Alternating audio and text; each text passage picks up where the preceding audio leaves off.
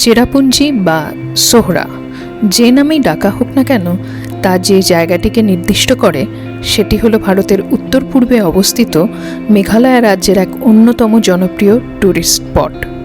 মেঘালয়াতে ঘুরতে এসে চেরাপুঞ্জিতে আসেননি বা থাকেননি এমন মানুষ মনে হয় সংখ্যায় খুব বেশি হবেন না।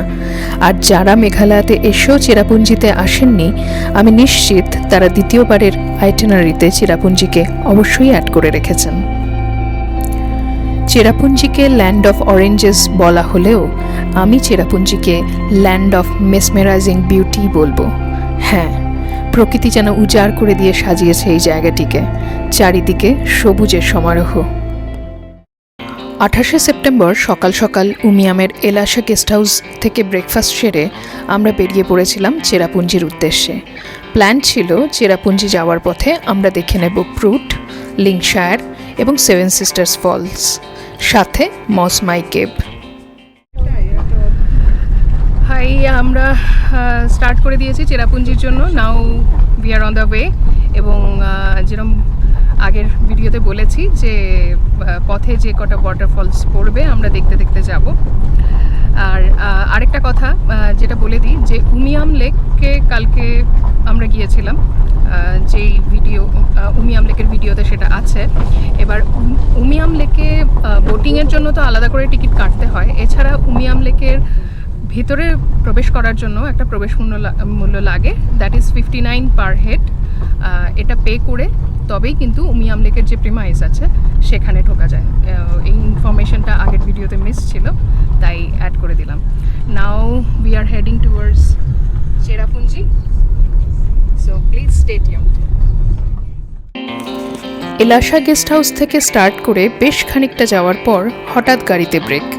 শ্রীমন্তদা আমাদের নিয়ে এলো উমিয়াম ভিউ পয়েন্টে। সত্যি বলছি, এই জায়গা থেকে উমিয়াম লেককে দেখে যেন আরও বেশি করে প্রেমে পড়ে গেলাম জায়গাটার।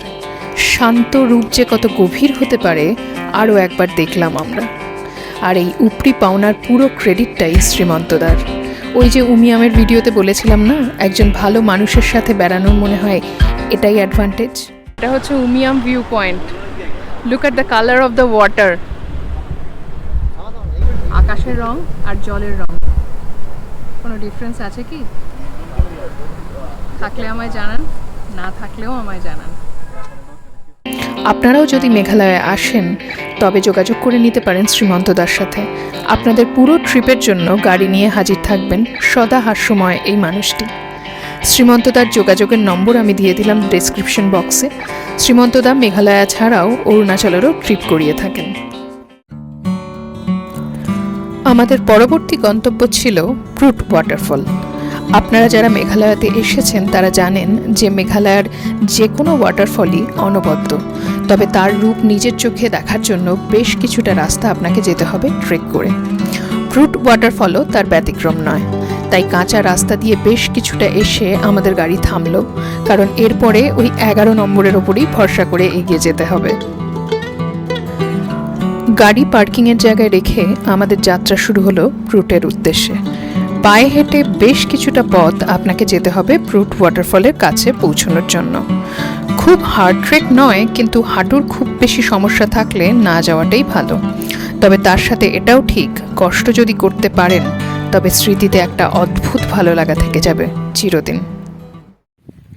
এখন আমরা যাচ্ছি হচ্ছে প্রুট ওয়াটারফলে। একটু সামান্য ট্রেক করে যেতে হচ্ছে, বাট ভালো লাগছে খুব।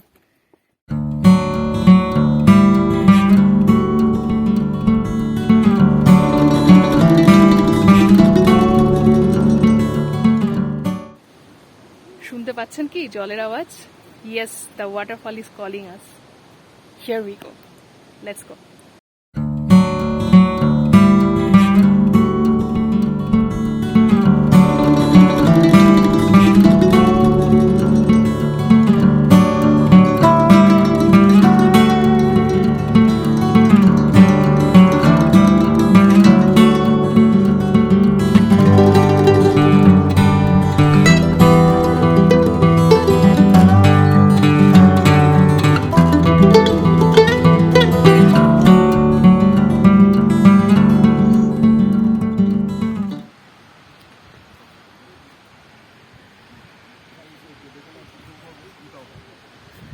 সি এখানে রাস্তার মাঝে মাঝেই এরকম বাঁশের তৈরি সব ডাস্টবিন করা আছে এবং লোকজন এসে কিন্তু যা কিছু প্যাকেট জলের বোতল সব সেখানেই ফেলছেন। This is a good practice, everyone should follow this. আমরা করতে পারি না, সেটা আমাদের ব্যর্থতা, বাট ফলো করা উচিত। এবার যাত্রা শুরু পরবর্তী গন্তব্যের দিকে। প্রুটের পর আমাদের পরবর্তী গন্তব্য ছিল লিংশায়ার ওয়াটারফল। মেঘালয় হলো জলপ্রপাতের অ্যাবোর্ড, আর তার সাথে চোখে সর্বদা সবুজের নরম ছোঁয়া উপরি পাওনা। যাই হোক, আবার আমাদের গাড়ি তীর বেগে ছুটে চলল পরবর্তী গন্তব্যের দিকে।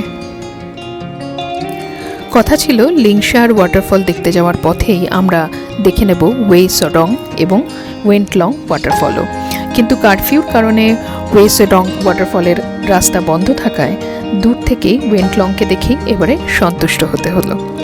প্রসঙ্গত বলে রাখি, মেঘালয়ের প্রত্যেকটা নামই অত্যন্ত খটোমটো, তাই সেই নাম উচ্চারণের ক্ষেত্রে যদি কোনো ভুল ত্রুটি হয়ে থাকে তাহলে দয়া করে নিজ গুণে ক্ষমা করে দেবেন।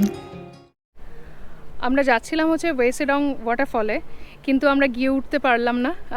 আমাদের মাঝ রাস্তায় গাড়ি আটকে দিল, বললো যে ওখানে কারফিউ চলছে, কাজেই যাওয়া যাবে না। তো ওয়ে সডং ওয়াটারফলে তো যেতে পারলাম না। মাঝখানে একটা ভিউ পয়েন্টে এখন আমরা এসেছি, এখান থেকে একটা ওয়াটারফল দেখা যাচ্ছে যেটা ওয়েন্টলং। ওই ওয়ে সডং যখন যাওয়া হয় তখন ওয়ে সডং এবং ওয়েন্টলং একই সাথে দেখা যায়। তো একদম কাছে থেকে গিয়ে তো দেখতে পারলাম না ওয়ে সডং অ্যান্ড ওয়েন্টলং, বাট হ্যাঁ, এখানের ভিউ পয়েন্ট থেকে ওয়েন্টলংটা দেখা যাচ্ছে, সেটা আপনাদের দেখাচ্ছি।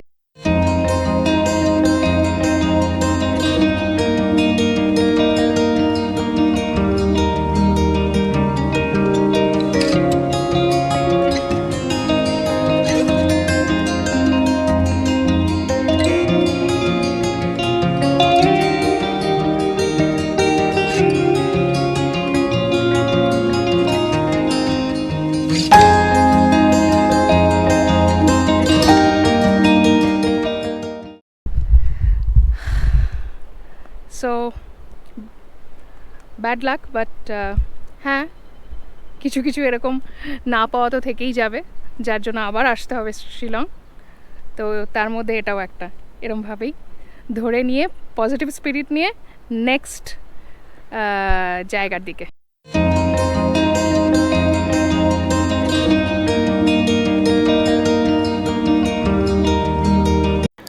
আবার যাত্রা শুরু লিংশায়ারের পথে।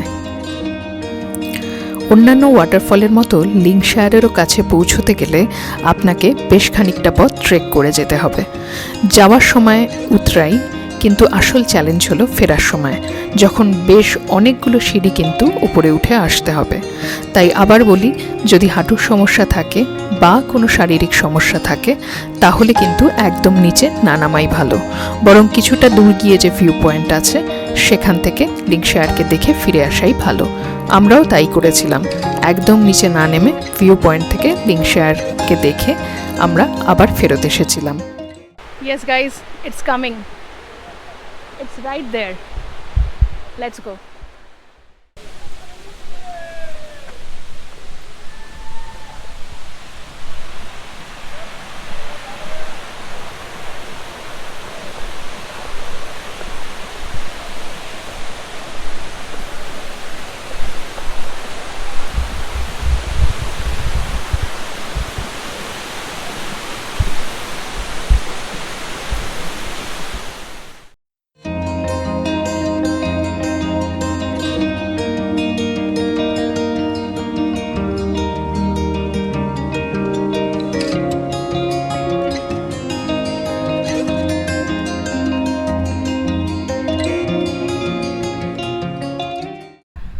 আমরা ভিউ পয়েন্ট থেকেই ফিরে এলাম, কারণ নিচে আরও নিচে নামলে সেখানকার রাস্তা অতটা ভালো নয়, সেই জন্য। তবে একটা কথা বলে রাখি, আমি প্রুট ওয়াটারফল যখন যাচ্ছিলাম আমি বলেছিলাম যে সেরকম টাফ ট্রেক নয়, তবে হ্যাঁ, যাদের পায়ের সমস্যা আছে, হাঁটুর সমস্যা আছে বা বয়স্ক মানুষদের জন্য কিন্তু প্রুট ওয়াটারফলসও যাওয়া একেবারেই ঠিক হবে না, কারণ বেশ অনেকটা পথ আছে যেটা কিন্তু যথেষ্ট ডিফিকাল্ট যাওয়া। আচ্ছা, একটা ইনফরমেশন, এটা খুবই অবভিয়াস, তবু বলে দিই। সেটা হচ্ছে যে দুটো যে ওয়াটারফলসে আমরা গেলাম সেখানে কিন্তু এন্ট্রি ফি রয়েছে, এবং ক্যামেরা যদি ক্যারি করেন তার জন্য আলাদা টাকা দিতে হবে।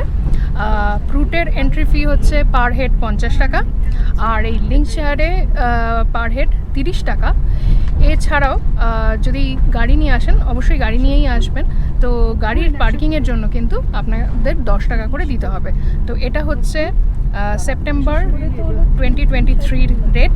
এই রেট হয়তো পরে বাড়তেও পারে বা কমতেও পারে।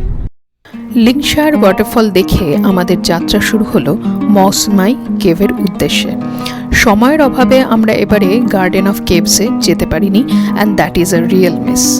তাই আমার মতে যদি হাতে এনাফ টাইম না থাকে তবে লিংশায়ারের বদলে অবশ্যই গার্ডেন অফ কেভসটি দেখে নিন। লিংশায়ারের থেকে অবশ্যই বেটার লাগবে।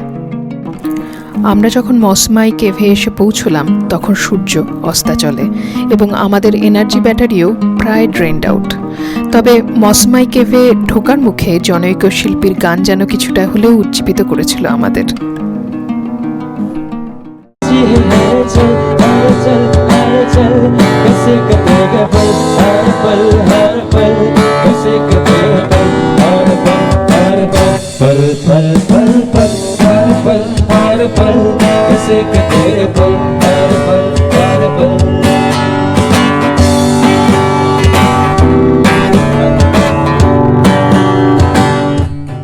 আমরা এইমাত্র এসে পৌঁছলাম মসমাই কেভে। মসমাই কেভ দেখে তারপরে আমরা যাব হচ্ছে আমাদের রিসর্টে। তো সারাদিনের জার্নির পর এখন আমরা ক্লান্ত, কিন্তু মসমাই কেভটা আমাদের আইটিনারিতে ছিল। আমাদের যে প্লেসগুলো আমরা শর্টলিস্ট করেছিলাম ভিজিট করার জন্য সেখানে ছিল। তাই এখন মসমাই কেভই আজকে লাস্ট গন্তব্য। তারপরেই আমরা চলে যাব আমাদের রিসর্টে, চেরাপুঞ্জির যে রিসর্ট সেইখানে। এই রাস্তা দিয়ে আমাদের যেতে হবে এখন।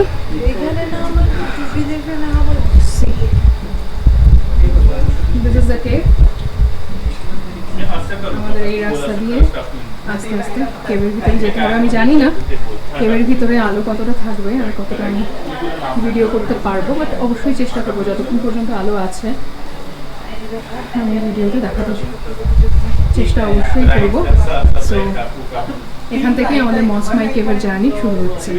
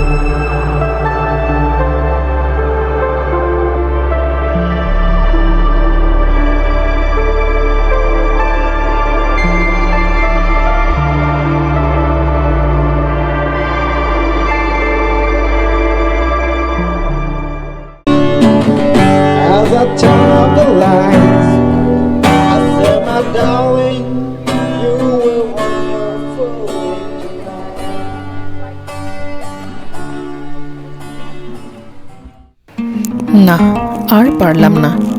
কিছু দূর গিয়ে একটা অত্যন্ত সরু প্যাসেজের মধ্য দিয়ে আমাদের এগোতে হতো, কিন্তু হঠাৎ করেই আমাদের বড্ড ক্লস্ট্রোফোবিক লাগতে থাকে। তার কারণ সারাদিনের ক্লান্তি বা ওই ছোট জায়গায় অনেক লোকের উপস্থিতিও হতে পারে। তাই মাঝপথে মসমাই কেভকে বিদায় জানিয়ে আমরা ফিরে চললাম আমাদের গেস্ট হাউসের দিকে, চেরাপুঞ্জির গেস্ট হাউস। আর ফেরার পথে দেখে নিলাম সেভেন সিস্টার্স ফলস। চাঁদের রূপলি আলোয় সেভেন সিস্টার্স ফলসকে যেন আরো মোহময়ী লাগছিল।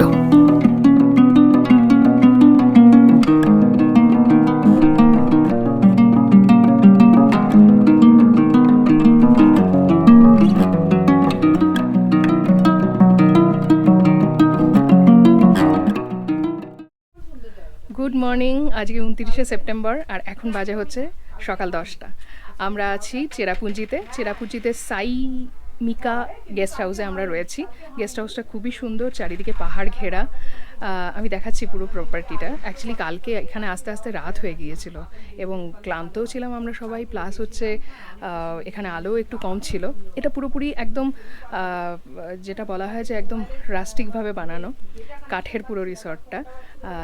তো সেই জন্য আর কালকে ভিডিও করা হয়নি, তাই এখন করছি।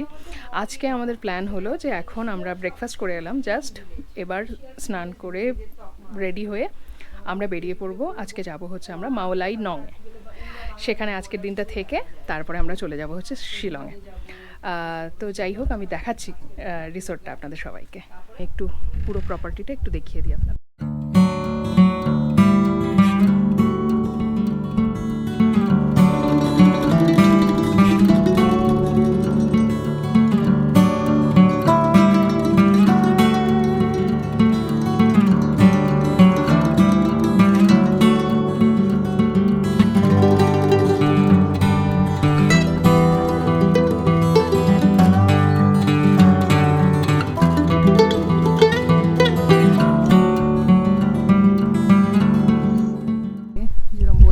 যে চারিদিকে পাহাড় ঘেরা, এক্সেলেন্ট। আর মাঝে মাঝে এরকম বসার জায়গা।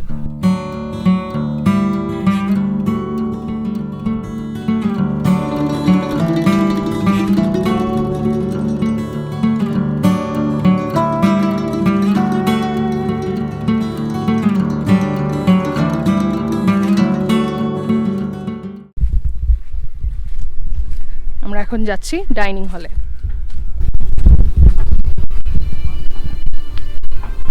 ডাইনিং হলের বাইরে এরকম বারবিকিউ জায়গা করা আছে।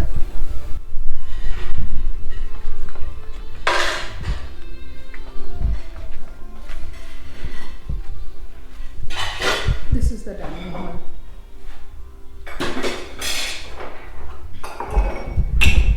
This sister has serving us the breakfast. Hi. Hello. What's your name? My name is Yupisa. Oh, okay, nice. So it's a nice property. We are staying here. আমি এই রিসর্টের বুকিং নাম্বার এবং বাকি সমস্ত details, মানে এটা location, কিভাবে আসবেন, সমস্ত কিছুই আমি অবশ্যই দিয়ে দেবো ডেসক্রিপশন বক্সে, আপনারা দেখে নেবেন। কেউ যদি আসতে চান, লেজারে 2-3 দিন কাটাতে চান, একদম যেটা বলা হয়, আমি আগের ভিডিওতেও বলেছি যে in the lap of the nature, তাহলে এটা কিন্তু স্টে করার জন্য আইডিয়াল প্লেস। সো আমি বাকি সমস্ত ডিটেলস ডেসক্রিপশন বক্সে দিয়ে দিচ্ছি। আর রুম চেক টাইম তো অবশ্যই থাকবে, রুম চেকও থাকবে।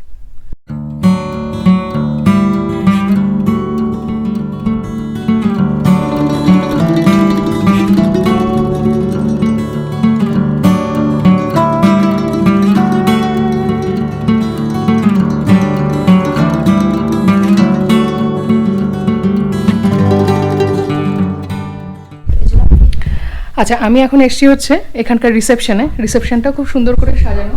C, this is the place. And এখানে ডেস্কে দুজন আছেন। Sister, what is your name? My name is Aiba. Okay, okay, great.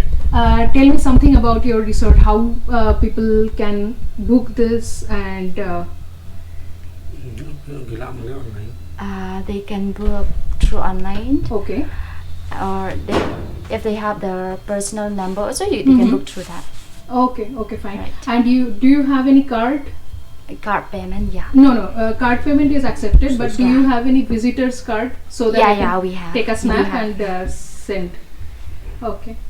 Thank you You're so welcome, much. ma'am.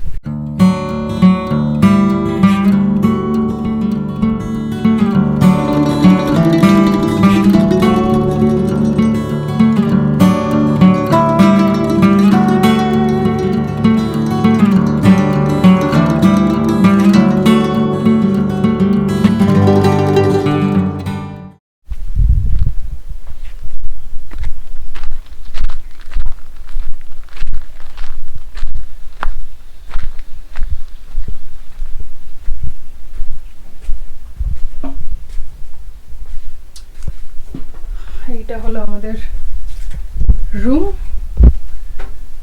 এখানে যেটা ছিল একটা ইলেকট্রিক কেটেল দেওয়া ছিল। আচ্ছা, এখানে ফায়ার প্লেস রয়েছে, যদিও আমাদের ফায়ার প্লেস লাগেনি, কারণ এখানে মোটামুটি রাত্রিবেলা একটু ঠান্ডা হলেও সেরকম ফায়ার প্লেসে ইউজ করার মতো কোনো রকম কোনো ঠান্ডা ছিল না। একটা চেয়ার, ইনফ্যাক্ট দুটো চেয়ার, একটা টেবিল, একটা stool, and I don't know, this is probably the room heater. Probably এখানে ঠান্ডা যখন পরে খুব ঠান্ডা হয়, সেই জন্য রুম হিটার এবং ফায়ার প্লেস দুটোরই বন্দোবস্ত রয়েছে। ওকে, অ্যান্ড এরকম দুটো বেড ছিল, and they have also kept one cot just under the bed. তো এই পুরো রুমটাতে মোটামুটি 5 জন ভালোভাবে শোয়া যায়। খাটে 2 জন করে প্রত্যেকটা খাটে। সো এই রুমটাতে মোটামুটি 5 জন ভালোভাবে শোয়া যায়। দুটো খাটে 2 জন করে শোয়াই যায়। This is a queen size bed, and এছাড়া কটটা যদি কেউ ব্যবহার করেন তাহলে আরেকজনও শুতে পারবেন। তবে হ্যাঁ, অবভিয়াসলি আই থিঙ্ক এখানে যদি 3 জনের বেশি হয় তাহলে হয়তো এক্সট্রা চার্জ দিয়ে এনারা অ্যালাউ করেন। আর আমার সব থেকে যেটা ভালো লেগেছে সেটা হচ্ছে যে এখানকার এই পার্টি, সি, এটা ওনারা অ্যাজ আ কার্পেট হিসেবে ইউজ করেছেন। এটা কিন্তু অ্যাকচুয়ালি পার্টি। তো এই জিনিসটা আমার ভীষণ ইউনিক লেগেছে। ও ভুল বললাম, দুটো চেয়ার নয়, এখানেও দুটো চেয়ার আছে। সো টোটাল 4টে চেয়ার ওনারা দিয়েছেন। অ্যান্ড পুরো রুমটা যদি আপনারা দেখেন, পুরো রুমটারই কিন্তু দেয়াল এগুলো কাঠের, এবং দিস রুফ যেটা, সেটা কিন্তু পার্টি, যেটা ওনারা কার্পেট হিসেবে ইউজ করেছেন, সেটা কিন্তু রুফেও দিয়েছেন। একটাই উদ্দেশ্য হবে হয়তো, আই এম নট শিওর, যে গরমকালে যদি বেশি গরম পড়ে তাহলে পাখি কিন্তু ঘরকে ঠান্ডা রাখে। তো প্রবাবলি সেই ইন্টেনশনেই ওনারা কিন্তু দিয়েছেন হবে পার্টিটা। আচ্ছা, এখানে একটা কাবার্ডও দিয়েছিলেন, মিরর আছে কাবার্ডটাতে, অ্যান্ড এখানে ওনাদের কিছু ব্ল্যাঙ্কেট স্ট্যাক করা আছে, বাট মেবি যদি আমরা বলতাম তাহলে হয়তো ওনারা ব্ল্যাঙ্কেটটা সরিয়ে দিতেন, আমাদের লাগেনি। তাহলে আপনি নিজের প্রয়োজনে ইউজ করতে পারবেন। আর এখানে একটা ডাস্টবিনও দেওয়া আছে, যা কিছু ওয়েস্ট মেটেরিয়াল সেগুলো এখানে জমা করার জন্য। সো ওভারঅল, আচ্ছা এখানেও একটা কিন্তু মিরর দেওয়া আছে, you can also use this. তো overall this is a very comfortable and cosy room. তবে একটা কথা আমি বলবো মেঘালয়াতে, যেটা যে এখানে কিন্তু একটু পোকার উপর, তবে একটা কথা যেটা আমি বলবো যে মেঘালয়াতে এখানে কিন্তু পোকার উপদ্রব রয়েছে। সো যখনই আসছেন, ওডোমস, মসকিউটো রিপ্লেন্ট, এই জিনিসগুলো কিন্তু সাথে নিয়ে আসবেন। যদিও হোমস্টেতে দিয়ে দেওয়া হয়, তবুও সাথে থাকা ভালো। So this is must whenever you are traveling to Meghalaya, please keep these things with you for your own safety. আর এটা ছিল আমাদের বাথরুম, একটা আয়না, বেসিন, কোমোড, এখানে স্নান করার জন্য দুটো বাকেটও দিয়ে দিয়েছিল, প্লাস শাওয়ারও ছিল, গরম জল ঠান্ডা জল সবই ছিল। গিজারও খুব ভালোভাবে কাজ করেছে। এখানে টয়লেট পেপার অ্যান্ড ডাস্টবিন। আচ্ছা, জামা কাপড় রাখার জন্য একটা র্যাক, এবং এখানে দরজার সাথেও একটা এক্সট্রা র্যাক দেওয়া ছিল। তো বাথরুম ক্লিন, একদমই ক্লিন ছিল। আর জলের একটুখানি প্রবলেম আমরা ফেস করেছি, মাঝে জল একটু কম এসেছিল, বাট হ্যাঁ 10-15 মিনিটসের মধ্যেই কিন্তু ওয়াটার প্রবলেম সলভ হয়ে গিয়েছিল। চেরাপুঞ্জিতে যাবেন কিভাবে? যদিও চেরাপুঞ্জির নিয়ারেস্ট এয়ারপোর্ট হলো শিলং এয়ারপোর্ট, কিন্তু শিলং এয়ারপোর্ট পৌঁছানোর ফ্লাইটের সংখ্যা খুবই সীমিত, তাই গুয়াহাটি এয়ারপোর্টের ফ্লাইট নেওয়াই বেটার। এছাড়াও ট্রেনে করে পৌঁছে যেতে পারেন গুয়াহাটি রেলওয়ে স্টেশন, সেখান থেকে বাস, ট্যাক্সি বা প্রাইভেট কার নিয়ে নিতে পারেন চেরাপুঞ্জির জন্য। গুয়াহাটি এয়ারপোর্ট থেকে বাস, ট্যাক্সি বা প্রাইভেট কারে পৌঁছে যেতে পারেন চেরাপুঞ্জি। সময় লাগবে অ্যাপ্রক্সিমেটলি 4 to 5 আওয়ার্স। ভাড়া লাগবে বাসের জন্য 1000 থেকে 1400 টাকা, ট্যাক্সির জন্য 2400 থেকে 3000 টাকা এবং প্রাইভেট কারের জন্য 1400 থেকে 2000 টাকা অ্যাপ্রক্সিমেটলি। এছাড়াও গুয়াহাটি রেল স্টেশন থেকেও বাস, ট্যাক্সি বা প্রাইভেট কারে পৌঁছে যেতে পারেন চেরাপুঞ্জি। সময় এবং ভাড়া মোটামুটি একই পড়বে। এবার আপনাদের জন্য দেওয়া রইল চেরাপুঞ্জিতে আমাদের থাকা এবং খাওয়ার জন্য যে খরচ পড়েছিল তার হিসেব, এবং আপনাদের সুবিধার্থে আমি জনপ্রতি খরচের হিসেবও দিয়ে দিলাম। চেরাপুঞ্জিতে আমরা ছিলাম সাইমিকা রিসর্টে, তবে সাইমিকা ছাড়াও আশেপাশে আরও বেশ কয়েকটি ভালো থাকার জায়গা আছে। তাই বলবো চেরাপুঞ্জিতে যাওয়ার আগে অনলাইনে অবশ্যই একটু ছোট্ট রিসার্চ করে নিন। চেরাপুঞ্জিকে বিদায় জানিয়ে আমরা রওনা দিলাম মাওলাই নংয়ের উদ্দেশ্যে। পথে দেখে নেব নকালিকাই ফলস এবং আরবা কেভ।